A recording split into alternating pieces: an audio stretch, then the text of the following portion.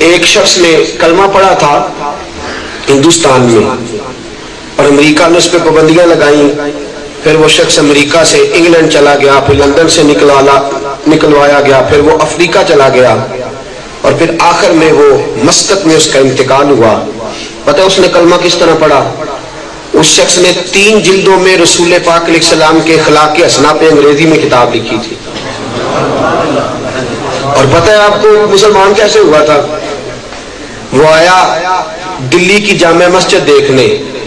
وہ کہتا میں نقشے بناتا تھا, نقشہ نویس تھا, تو جو پرانی عمارتیں تھی پرانے مغلوں کے زمانوں کی بنی ہوئی ان کو میں دیکھتا دیکھتا یہاں آیا. دلی کی مسجد میں داخل ہوا, کیمرہ میرے پاس تھا تو میں نے دیکھا ایک فقیر بیٹھا ہے, ٹانگوں سے معذور ہے اور وہ دلی کی مسجد کے دروازے پہ بھیک مانگ رہا ہے. وہ شخص کہتا ہے میں نے جیب سے بٹوا نکالا اور $1 نکال کے اس فقیر کو تھمایا, پینٹ میں ڈالنے لگا بٹوا تو بٹوا میرا گر گیا. میں اندر گیا, مسجد کے سارے دروازے دیکھے اور جہاں سے مجھے جو چیزیں چاہیے تھی ان کی میں نے فوٹوز بنائی اور میں چلا گیا کسی اور دروازے. اب وہ فقیر نے بٹوا اٹھایا اور اٹھا کے وہ ٹٹولنے لگا کہ وہ شخص کدھر گیا جس کا بٹوا گرا. کہتا ڈھونڈتا رہا لیکن ملا نہ, کسی اور دروازے سے گزر گیا. وہ شخص کہتا 6 مہینے کے بعد میں دوبارہ پھر مسجد میں کچھ تصویریں اور لینے کی ضرورت پڑ گئی, پھر آیا تو فقیر دروازے پہ بیٹھا ہے.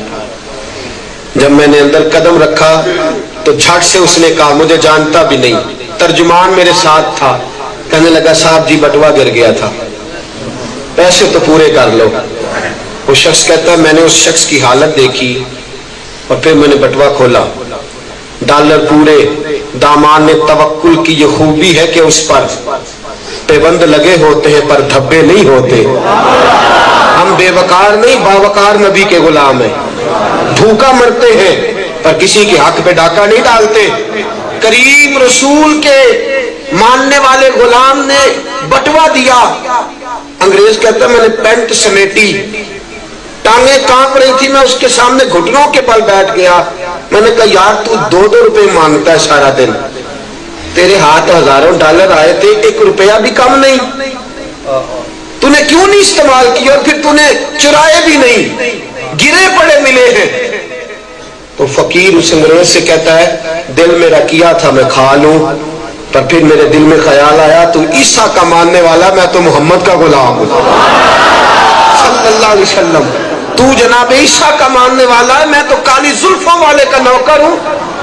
کہیں ایسا نہ ہو قیامت کے دن تو اپنے رسول کے پاس جائے اور جا کے کہے کہ آپ کی امت نے میرے امتی کے پیسے دبا لیے تھے اور تیرا رسول تیرا دامن تھام کے میرے نبی کے پاس آئے, مجھے ساری زندگی بھوکا مرنا منظور ہے پر میرے رسول کے بابت کوئی بات کر جائے یہ میں منظور نہیں کرتا.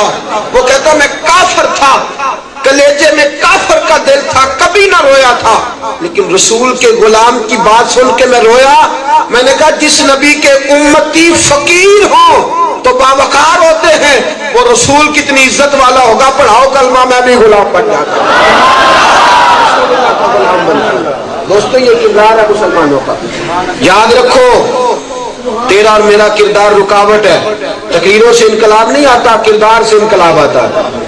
ہم لوگ تو الجھ گئے ہیں, ہم وہاں جاتے. دیکھو جب تک ہم رسول اللہ کے سچے غلام نہیں بنتے اور لوگوں کو نبی پاک کے قدموں تک لے کے نہیں آتے, دین کا پھریرا بلند نہیں ہوگا.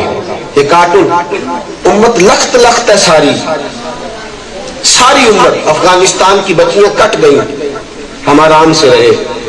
عراق کے لوگوں کے گلے پہ چلا کے نا انہوں نے بلیڈ, ان کے اندر پٹرول ڈال کے آگ لگائی, ہم خاموش رہے. دوستو لخت لخت امت, اے خاصہ اے خاصان رسول وقت دعا ہے, امت پہ تیری آ کے عجب وقت پڑا. گھسیٹ اپنا آپ, آ جا میرے رسول کے قدموں میں, آ جا رسول پاک کی نوکری میں, آ جا.